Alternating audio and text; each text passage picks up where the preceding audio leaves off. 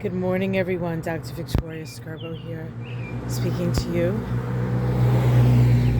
from the Seeds of Transformation Healing Center in Wareham, Massachusetts. Today is the 3rd of June, and it is a Thursday here. And if you're in Australia, it's the 4th and a Friday. So I'm here at the top of the driveway because the peonies are opening up. Yeah, I love these peonies. These were actually here when we bought the house. So every year now for 17 years, we've been watching those peonies open. So I'm going to, I think, bring you around to the side of the house. It's going to get a little noisy, so I'll go as fast as I can without getting you guys dizzy. So today is quite an interesting day. The moon, at this time anyway, is still in Pisces. It moves into Aries at 2 p.m. here on the East Coast. This is the bridal bush. It actually has passed. This was all covered with little white flowers. These are what the flowers look like. It's kind of an old-fashioned bush, and you can see that all the flowers have kind of passed. But I do believe we have a what is that? A rhododendron that's blooming. So I thought I'd bring you over to the rhodie. So today we have the moon in Pisces till 2. Then it moves into Aries. The moon in Pisces makes a number of aspects today before it moves into Aries. And significant ones at that. Okay, there's the rhodie. As you can see, my promise of leaving things wild up here is coming to fore. So it's pretty wild and lush up here. But without having the dogs and to have to worry too much about ticks, I kind of like the wildness. So many people around here have manicured areas, and I think for the birds and the bees and the flowers and the trees, we need the wildness. So there's the rhodie. It's pretty nice.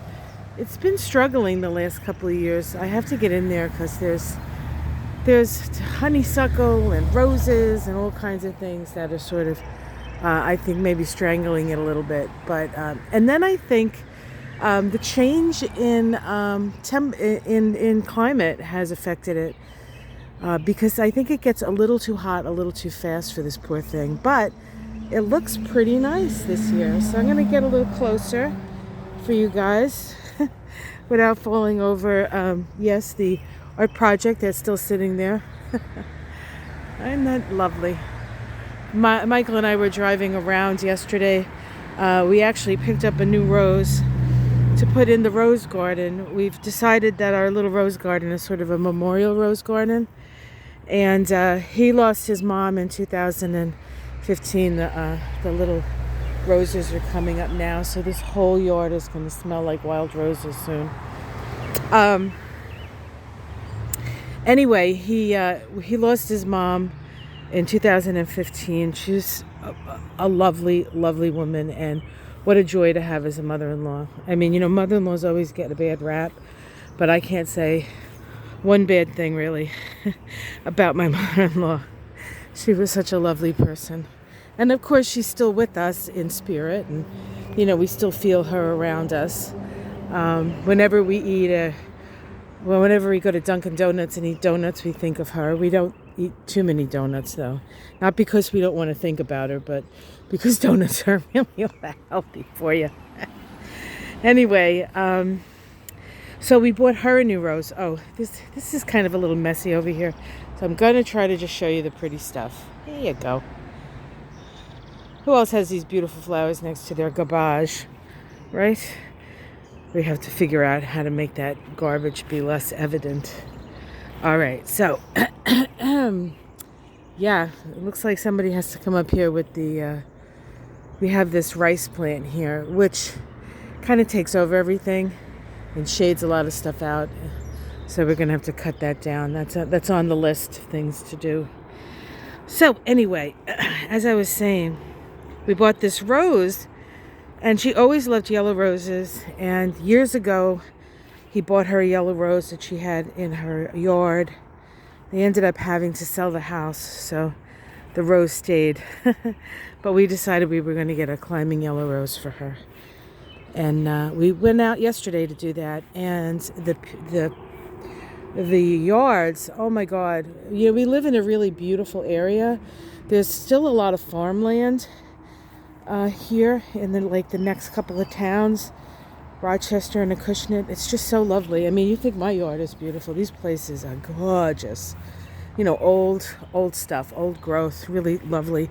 Anyway, we went to one of our favorite nurseries, Roseland, who has the best roses. And we picked up a rose for his mom. So I'll bring you over. It's not blooming yet. It had plenty of buds on it, though, so it will bloom. And here's the climbing hydrangea. You see, it's blooming. It's starting to bloom. All these little flowers. It smells so good. Sorry, I'm going to sniff while I'm... Not yet. It's not smelling yet, but it will. Oh, these little flowers bloom, and then all the pollen comes out, and it's like little clouds of wonderfulness. You'll get to see it. I wish you could get to smell it, but you'll definitely get to see it. So in honor of the opening of the peony, right? So today is that kind of day. It's the opening of the peony day. There's going to be a sense of ease today that maybe we're not used to. A sense of things coming, opening up, creative self-expression. We have two very powerful trines today. Trines are those aspects where the energy just flows and flows and flows. And we have these. Now, somebody told me one of my watchers said what these are. These things open up during the day and close at later in the day. And I can't remember what they are, but they're just so lovely. And then that back there is like a little, it's a member of the pea family, but it's really hardy, and the worse the soil, the better. The soil here is actually a little too nice for it, but it still does pretty good. And here's Gretchen's rose that's starting to open. And there's Boo's rose down there. And I don't know if I see any flowers on Boo's rose yet. We're having issues with cabbage moths, so we have to go get some of that all-natural spray. I think it's made with chrysanthemum to help the roses a little bit because they are getting a little eaten. We don't want that to happen. And this is the rose right here that we got from Michael's mom. Oh, what was the name of this? Oh my goodness, Golden Touch? No, I forget. Anyway, I'll let you know. He'll remember. All right, let's talk astrology. I've been too busy showing you the yard. Ooh, there's the daisies. Love them. Right. Concentrate, Skirbo, concentrate. So, let's talk about the trines. We have two. The first one is a trine between the Sun and Saturn. The Sun being in Gemini, of course, Saturn being in Aquarius. This is occurring at 14 degrees of Gemini, Aquarius. And it is a trine of self-expression. It is that Leo side trine that we always talk about. Waxing trine, as it were. Creations, things being created and coming out and being admired. Very, very Leo. Saturn is the limit, right? Saturn is about limit. And the Sun is about illumination. So with this energy, there is an illumination of the limits, perhaps, how far things are going, how far things have gone. Perhaps Perhaps we'll see what do I want to say? We'll actually see the line, right? We'll actually see just how far things can go. which in some cases, well, I think in most cases is helpful information, right?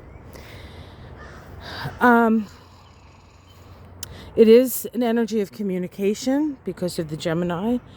It is an energy of humanitarianism because of the Aquarius. It is part of a synodic cycle that began when these two planets came together at 5 degrees of... Oh, something was in the bushes. Probably a bunny. 5 degrees of Aquarius. That it began, I think, in January, that conjunction. And so there is a realization, or certainly a vision of a line, and you can move up to that line, you can fill up to that line, but it shows us a boundary. And boundaries are not bad. Boundaries are helpful because you need boundaries in order to create, right? I mean, if you want to create anything, you have to have sort of the bones of it, right? The structure of it. And we will see, and we will have access to that structure of how far we can go. The interesting thing is Saturn is the planet that's furthest, that we can see with our naked eye. It's the furthest planet we can see with our naked eye. So it really does circumscribe our three-dimensional world. It's when we get into the higher or the outer planets and the higher chakras that we are dealing with things beyond the 3 dimensions. But this is a good view of 3 dimensions. So you're going to see where you stand today. And that, I think, is going to be helpful information. That being said, the second trine is a trine between Venus and Jupiter. And this trine is occurring at 2 degrees of Cancer for Venus, 2 degrees of Pisces for Jupiter. Remember, Jupiter has dipped his toe into the cosmic waters of Pisces, and will be there until, I think, July, before it goes back into Aquarius. Jupiter likes being in Pisces. Jupiter doesn't like being in Aquarius. Jupiter doesn't like being in Saturn, the place it was before it was in Aquarius. Jupiter has had very little free reign, and Jupiter loves free reign. So we have a little free reign with this. And the energy of Pisces and Cancer is just lovely. It's lovely. It's compassion, it's care, it's concern. For those of you who enjoy my dailies, and many of you, comment on my energy. I'm a Cancer sun with a Pisces moon. So that energy, the energy that you often feel from me, is the energy that we have access to. Hello, little one. Let me see if I can show you. There's a catbird up there. They're so funny. Hi, little kitty bird. He's like, just ignore me, lady. Oh, there he goes. They're very, I don't know, they like to hang around people and do stuff and talk and chitter chatter. They're pretty neat. So I've taken you all around. I've talked about these trines that are happening today. So for all intents and purposes, I think you should just enjoy this day. We do have a very intense opposition between Pluto and Mars coming up on Saturday.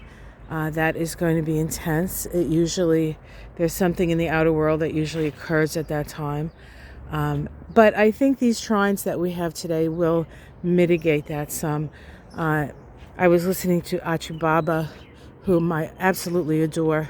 If you haven't ever listened to him, he's amazing.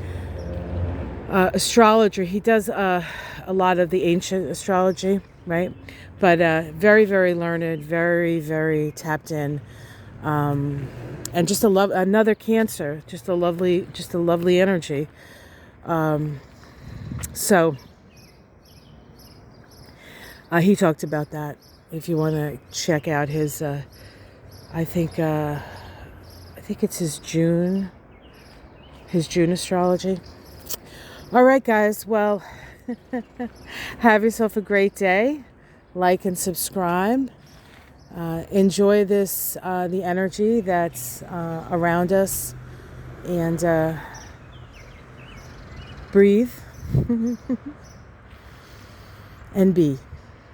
Much love. Take care.